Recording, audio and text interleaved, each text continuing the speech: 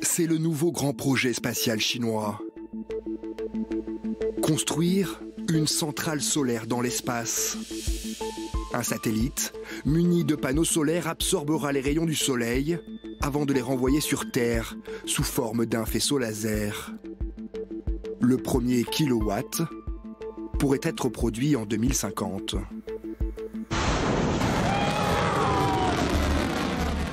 Sous l'impulsion du président chinois Xi Jinping, l'empire du milieu rattrape peu à peu son retard. Le 3 janvier dernier, la Chine a même fait son entrée dans l'histoire spatiale. Une sonde s'est posée sur la face cachée de la Lune. Une première et une prouesse technologique.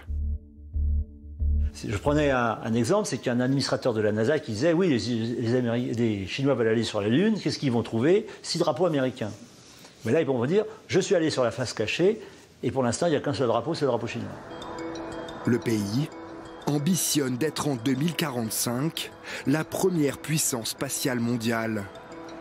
Pour y parvenir, il souhaite construire d'ici à 2030 une base lunaire.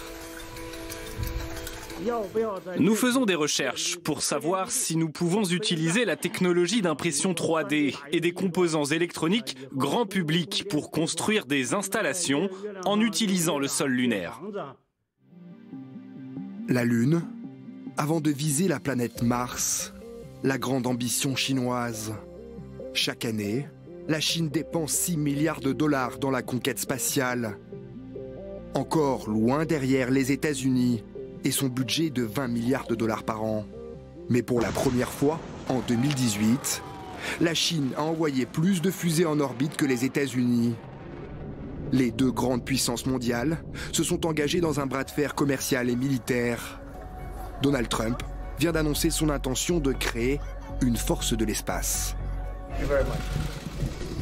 Mon gouvernement a reconnu l'espace comme un domaine de guerre et a fait de la création de la force spatiale une priorité de sécurité nationale.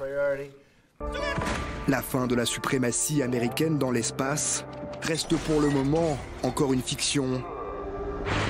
Mais dans les films chinois, ce ne sont déjà plus les Américains qui sauvent le monde.